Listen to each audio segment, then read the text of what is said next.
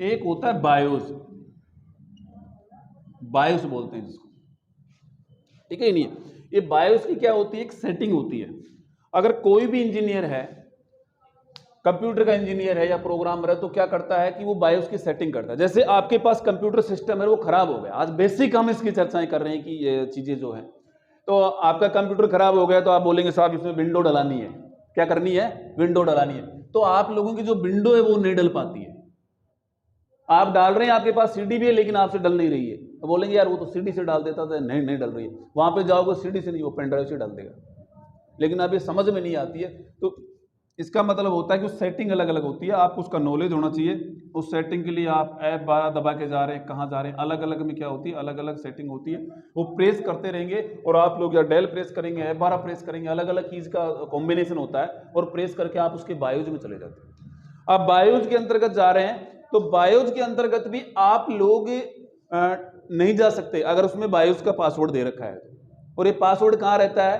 Computer के अंतर्गत एक बैटरी होती है जिसको सीमास बैटरी बोलते हैं, एक 5 का सिक्का होता है, उससे भी छोटी होती है, वो गिन्नी के टाइप की, ठीक है कि नहीं, उसको बोलते हैं सीमास बैटरी। क्या होती है? सीमास बैटरी होती है, जिसके अंतर्गत वो पासवर्ड इसका सेट रहता है। नहीं तो कोई भी बंदा उसमें पासवर्ड के अंतर्गत जा सकता है, उसकी क्या कर सकता है, छेड़खानी कर सकता है। इसलिए बायोस के अंतर्गत आप लोग जाएंगे और जाकर के और वहां से फर्स्ट बूट करना पड़ता है। विंडो अगर आपको डलानी है तो आपको क्या करना पड़ेगा, फर्स्ट बूट करना पड़ेगा। फर्स्ट बूट आप किससे कर रहे हैं, ये आप पे डिपेंड करेगा कि आप पेन ड्राइव से डाल रहे हैं, सीडी से डाल रहे हैं, कि आप डीवीडी से डाल रहे हैं, वो क्या होगा, फर्स्ट बूट होगा। वो आपको फर्स्ट बूट करना पड़ेगा, ध्यान रखें। फर्स्ट बूट करने के पश्चात आप कंप्यूटर सिस्टम के अंतर्गत उस डिवाइस को लगा दें, और लगाने के पश्चात कंप्यूटर सिस्टम को रिस्टार्ट कर दें। आपका कंटिन्यू चलता रहेगा और पूरी प्रोसेसिंग होकर के आपसे मांगेगा कि भाई आप कौन सी विंडो डालना चाहते हैं, वो आप उसमें विंडो डाल सकते हैं। या आप उसमें ऑलरेडी पार्टीशन बने हुए हैं, उनमें से किसी एक पार्टीशन को, यानी करंट पार्टीशन को फॉर्मेट करके आप विंडो डालेंगे, आपकी विंडो डल जाएगी। ओके। अगर आप लोग नए पार्टीशन जनरेट करना चाहते हैं, सभी को डिलीट करना चाहते हैं, अपने हिसाब से और नए पार्टीशन बनाना चाहते हैं, आप चाहते हैं कि करंट जो पार्टीशन है वो 500 GB का बनाना चाहता हूं, पहले 50 GB का था, इसलिए दिक्कत आती है इसको फ्रिक्वेंसी के अंतर्गत, तो आप अपने हिसाब से वो भी सेटलमेंट कर सकते हैं, वो आप पे डिपेंड है जी। ये तो रही ये बात। अगर आपके कंप्यूटर सिस्टम में एक हार्ड डिस्क लगी हुई है, यानी HDD ड्राइव लगी हुई है, क्या लगी हुई है, HDD ड्राइव लगी हुई है, हार्ड डिस्क ड्राइव लगी हुई है, और एक आपके अंतर्गत SSD लगी हुई है, सॉलिड स्टेट ड्राइव। तो आपका पुराना सिस्टम है, पहले हार्ड डिस्क में आपकी विंडो थी और अब आपने SSD लगाई है, तो SSD तभी काम करेगी, सिस्टम में लगाने से थोड़ी काम करेगी, क्योंकि ये जो ऑपरेटिंग जो सिस्टम है, विंडोज ऑपरेटिंग सिस्टम आप 11 डाल रहे हैं कॉन्फ़िगरेशन के आधार पे। अगर आपके कंप्यूटर सिस्टम की कम से कम Core i3 और 7 जनरेशन का होगा तो ही आपके ऑपरेटिंग सिस्टम डल पाएगा 11, तो हार्डवेयर रिक्वायरमेंट भी तो मांगता है ना, ठीक है कि नहीं है। तो ये क्या है, आप उसके अंतर्गत आप विंडो डालोगे, क्या डालोगे, विंडो ऑपरेटिंग सिस्टम डालोगे, तो ये विंडो ऑपरेटिंग सिस्टम आपके SSD में ही डलेगी। SSD कनेक्ट करने से नहीं है कि आपके पास कोई इन्वर्टर के लिए बैटरी लगा दी, एक बैटरी और लाए, ट्यूबलर उसमें जोड़ दिया, आप बोले कि साहब ये पावर मिल जाएगी, ऐसे पावर नहीं मिलती इसमें। इसके लिए तो जितने भी डाटा है, प्रोग्राम है, जो ऑपरेटिंग सिस्टम है, ऑपरेटिंग सिस्टम किस में डालना पड़ेगा, SSD में डालना पड़ेगा। और ऑपरेटिंग सिस्टम की क्लास शायद अभी डाली नहीं है ना। तो ऑपरेटिंग सिस्टम क्या होता है, ऑपरेटिंग सिस्टम एक इस प्रकार का सॉफ्टवेयर होता है जो कंप्यूटर के विभिन्न भागों के ऊपर कंट्रोल करके उनमें सामंजस्य स्थापित करता है, उसे हम ऑपरेटिंग सिस्टम कहते हैं। ऑपरेटिंग सिस्टम कितने प्रकार के होते हैं, 2 प्रकार के होते हैं। कौन कौन से, सिंगल यूजर ऑपरेटिंग सिस्टम और मल्टी यूजर ऑपरेटिंग सिस्टम। अभी हाल ही फिलहाल जो क्लास आई है उसमें पूछा भी गया है कि निम्नलिखित में से सिंगल यूजर ऑपरेटिंग सिस्टम कौन सा है, उसमें ऑप्शन दे रखा था यूनिक्स ऑपरेटिंग सिस्टम है। कौन सा है, यूनिक्स ऑपरेटिंग सिस्टम है। तो इस हिसाब से आप लोग देखना, ये रही बात। अब आपने इसमें विंडो डाल दी, तो ये तो आपकी विंडो डल गई, बायोस हो गया। ये क्या हो गया, बायोस। एक बायोस की आपकी फुल फॉर्म पूछी जाती है, बेसिक इनपुट आउटपुट सिस्टम। ये भी एग्जाम में आपके पूछा जा चुका है, बेसिक इनपुट आउटपुट सिस्टम। अब आपका कंप्यूटर तैयार हो गया, बिल्कुल ठीक हो गया, आप शट डाउन कर देते हैं। शट डाउन करके और आप कंप्यूटर को जब पुनः चालू करते हैं, वो कहलाती है बूटिंग प्रक्रिया। उसको हम क्या कहते हैं, बूटिंग प्रक्रिया। कंप्यूटर को स्टार्ट करने से लेकर के और सी प्रॉम्प्ट तक लोड होने की प्रक्रिया को बूटिंग प्रक्रिया कहते हैं। लेकिन ध्यान रखना, पुरानी बुकें हैं उनमें सी प्रॉम्प्ट छपा हुआ है मेरे भाई। क्या छपा हुआ है, सी प्रॉम्प्ट छपा हुआ है। लेकिन आजकल जो लेटेस्ट बुक है उसमें छपा हुआ क्या है, डेस्कटॉप। साहब ये समझ में नहीं आया, क्या बोल गए? आ गया क्या? ये चीज समझ में आ गई क्या? तो डेस्कटॉप और सी प्रॉम्प्ट तो ध्यान रखना, क्योंकि हमारा जो सबसे पहले वाला जो ऑपरेटिंग सिस्टम है वो क्या है? एमएस डोस है। कौन सा है? एमएस डोस है। एमएस डोस का मतलब क्या होता है? फुल फॉर्म माइक्रोसॉफ्ट ऑपरेटिंग और डिस्क ऑपरेटिंग सिस्टम।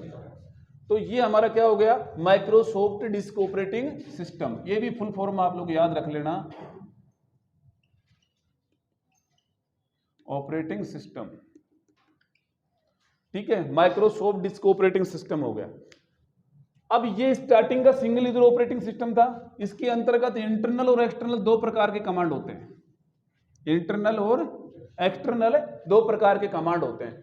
डोस में छोटे तथा बहुत प्रयोग में लाए जाने वाले कमांड्स कंप्यूटर की रैम में उपस्थित रहते हैं, जो बूटिंग के समय कंप्यूटर में लोड हो जाते हैं, उन्हें हम इंटरनल कमांड के नाम से जानते हैं। ऐसे कमांड जो किसी बाह्य डिस्क, फ्लॉपी डिस्क या पेन ड्राइव के ऊपर डिपेंड रहते हैं, सभी कमांड एक काम नहीं करते, उन्हें हम एक्सटर्नल कमांड के नाम से जानते हैं। ओके, अगर जिन्हें इस कमांडों के बारे में नॉलेज है, आज ही वो कंप्यूटर की ज्यादातर इंफॉर्मेशन प्राप्त कर सकता है कमांड के माध्यम से। ये लगभग 200-250 कमांड पाए जाते हैं मेरे भाई। कंप्यूटर कितने कमांड पाए जाते हैं? 200-250 कमांड पाए जाते हैं। तो जब आप ये कमांड दी जाती है तो ये कमांड पहले मेरे भाई सी प्रॉम्प्ट पे ही चला करते थे। किस पे चला करते थे? सी प्रॉम्प्ट पे ही चला करते थे। इसको बोलते हैं सी प्रॉम्प्ट। किस पे चला करते थे? सी प्रॉम्प्ट पे चला करते थे। अब कारण क्या है सी प्रॉम्प्ट का? आप लोग देखिए, कारण ये है कि स्टार्टिंग के अंतर्गत जो कंप्यूटर थे उनके अंतर्गत जो ए प्रॉम्प्ट था, गुरुजी ये क्यों नहीं सी क्यों हुआ? क्योंकि सी में ही ऑपरेटिंग सिस्टम डला हुआ है, विंडोज ऑपरेटिंग सिस्टम। ए किसके लिए रिजर्व है? ए ड्राइव। ये सी ड्राइव है, ये ए ड्राइव है। एक होती है बी ड्राइव। भाई बी के बाद ही तो सी आई, ठीक है कि नहीं है? लेकिन बोल देते हैं, ज्यादातर नॉलेज नहीं है तो ऐसा बोला जाता है कि साहब माना कि वो संख्या एक्स है तो गुरुजी यहां सी ले लिया, कोई दिक्कत नहीं। नहीं भाई, ऐसा नहीं है। यहाँ पे माना कि वो संख्या एक्स नहीं है। यहाँ पे क्या है कि जो ए है वह फ्लॉपी डिस्क के लिए रिजर्व है, वह फ्लॉपी डिस्क के लिए रिजर्व है। अब आपके देखो प्रश्न कैसे घुमा के आता है, जिसने सही क्लास नहीं ली उसको दिक्कत आती है। ट्रू और फॉल्स वाले पूछ लिया जाता है, रैम मेमोरी वोलेटाइल मेमोरी है, कथन सही है या गलत है? रैम मेमोरी वोलेटाइल मेमोरी है, कथन सत्य है? सत्य है, सत्य है। ठीक है कि नहीं है? इसी प्रकार से आपसे पूछ लिया जाएगा कि ए ड्राइव फ्लॉपी के लिए रिजर्व है, तो सत्य है क्या? सत्य है, सत्य है। फ्लॉपी ड्राइव के लिए क्या है? आरक्षित है। और बी के बारे में अब देखना, अगर आपने पढ़ा भी हो कि ए ड्राइव किसके लिए है? फ्लॉपी के लिए है। रैम क्या है? वोलेटाइल मेमोरी है। और यहां पे आपसे पूछा जाए कि बी भी फ्लॉपी ड्राइव के लिए क्या है? आरक्षित है, तो आप कंफ्यूज हो जाएंगे कि यार फ्लॉपी ड्राइव के लिए तो ये था, मैंने पढ़ा भी है बुक में, इसका मतलब ये कथन क्या है? असत्य है। तो बी भी क्या है? फ्लॉपी ड्राइव के लिए आरक्षित है, रिजर्व वर्ड है, ये ड्राइव उसके लिए भी आरक्षित है, तो ये भी क्या बोलेंगे? ये कथन भी क्या है? सत्य है। ध्यान रखना, ए भी फ्लॉपी ड्राइव के लिए आरक्षित है, बी भी फ्लॉपी ड्राइव के लिए आरक्षित है। ठीक है कि नहीं है? ए व बी दोनों ही फ्लॉपी ड्राइव के लिए आरक्षित हैं, तो ये दोनों ही कथन क्या हो गए? सही हो गए, यानी सत्य हो गए। और रैम भी क्या है? वोलेटाइल मेमोरी, ये कथन भी सत्य हो गया। ठीक है कि नहीं है? और सी ड्राइव भी फ्लॉपी के लिए आरक्षित है, ये कथन गलत है। अब सी ड्राइव यानी ऑपरेटिंग सिस्टम सी में डला, तो प्रारंभ का 1960 और 70 के दशक का single user operating system MS DOS है। कौन सा है? एमएस डोस है। अब एमएस डोस जब चलता है तो वो सी प्रॉम्प्ट पे सारे काम करता है। यहां से कहां से करता है? सी प्रॉम्प्ट से सारे काम करता है। अब सी प्रॉम्प्ट से सारे काम हो रहे हैं, यानी कि यहां पे आप कमांड देंगे। अगर यहां पे आपने dir कमांड दी तो कंप्यूटर में जितनी भी आपकी डायरेक्टरी है, सब डायरेक्टरी उनको डिस्प्ले कर देती है। कंप्यूटर में आपने डेट कमांड दी, पहले वैसे टाइम नहीं दिखाई देते थे, ब्लैक एंड व्हाइट स्क्रीन होती थी, मोनोक्रोम क्या होते थे? मॉनिटर हुआ करते थे। स्टार्टिंग की बात बता रहा हूं मैं आप लोगों को। तो वहां पे क्या हुआ? सिंगल यूजर ऑपरेटिंग सिस्टम था, नहीं उसमें कोई ऑडियो वीडियो कोई सुविधा नहीं थी, GUI नहीं था। आजकल फुल फॉर्म भी पूछी जाती है, ये GUI क्या भला है? ग्राफिकल यूजर इंटरफेस, जिसमें माउस के द्वारा ऑडियो वीडियो ग्राफिक्स कोई भी सर्चिंग करें, कोई भी टॉपिक देखें, किसी का भी डायग्राम लें आप, वो सारी चीजें किसमें है? विंडोज ऑपरेटिंग सिस्टम उपलब्ध है मेरे भाई। लेकिन वो माइक्रोसॉफ्ट डोस के अंतर्गत ये चीजें उपलब्ध नहीं थी उस टाइम की। मैं आप लोगों को क्या बता रहा हूं, ये बातें बता रहा हूं।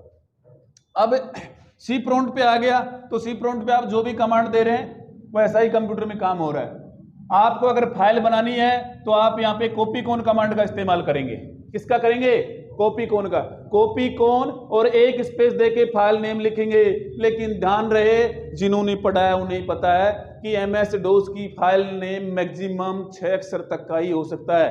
प्राइमरी नेम 6 अक्षर तक का और एक्सटेंशन नेम 3 अक्षर तक का। ठीक है कि नहीं है? तो अपन ने लिखा भूप डॉट जाट, तो साहब ये आ गया मेरा, तो व्यवस्था बैठ गई। ठीक है कि नहीं है? तो यानी कि 6 अक्षर का ही होता था प्राइमरी नेम, और सेकेंडरी नेम को डॉट से जोड़ा जाता था। पूछ भी लिया जाता है कि एमएस डोस के अंतर्गत जो प्राइमरी नेम होता था उसका साइज कितना होता था? 6 डिजिट तक, 6 कैरेक्टर तक होता था उसका, और सेकेंडरी नेम 3 डिजिट तक का होता था, और उसको डॉट से जोड़ा जाता था। ये ध्यान रखना, किससे जोड़ा जाता था? डॉट से जोड़ा जाता था। अब देखिए, फाइल बनाने के लिए कॉपी कॉन कमांड और फाइल नेम देना होता था। फाइल को देखने के लिए टाइप कमांड, और जो आपने फाइल बनाई है उसका नाम एक स्पेस देकर के, उसका नाम एंटर प्रेस करते ही आपके सामने फाइल आ गई। आपको फाइल का नाम ध्यान नहीं है तो मेरे भाई dir कमांड का यूज करो। अगर dir डब्लू कर रहे हैं तो आप विड्थ वाइज दिखा रहे हैं, आपको पेज वाइज आपको दिखाना चालू कर देंगे। आप उसमें एक एक करके पेज देख लीजिए कि मेरी फाइल किस नाम से है, इतने बज के इतने मिनट पे, इतने समय पर, इतने बाइट की स्टोरेज कैपेसिटी, आपको सब कुछ दिखाएगी। आप यहां पे अगर सी प्रॉम्प्ट के ऊपर आज भी जो डोस बेस जो विंडोज ऑपरेटिंग सिस्टम है, जैसे कोई बच्चा अपना भाई है, बहन है, वो अपनी बीटेक कर रही है और वहां पे सी लैंग्वेज है, C++ है, तो ये डोस बेस पे चलने वाले हाई लेवल लैंग्वेज है। तो इसके अंतर्गत क्या होता है कि विंडोज ऑपरेटिंग सिस्टम होता है, और वहां पे अपन ने सी प्रॉम्प्ट पे चले गए, और वहां पे क्या हुआ, गुरुजी कैसे दिखें, स्टार्ट में जाओगे आप, और स्टार्ट में जाकर के आप क्या लिखोगे, उसके अंतर्गत रन के अंतर्गत CMD लिखोगे।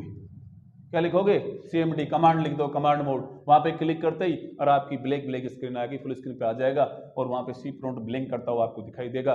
वहां पे आप लिख दीजिए, ये कमांड आप लिखोगे, वहां काम करना चालू कर देंगे। आप इसके अंदर प्रवेश कर गए तो आप बाहर कैसे आएंगे? तो बाहर आने के लिए इसकी एग्जिट कमांड है। कौन सी कमांड है? एग्जिट कमांड है। एग्जिट कमांड के माध्यम से आप लोग क्या आएंगे?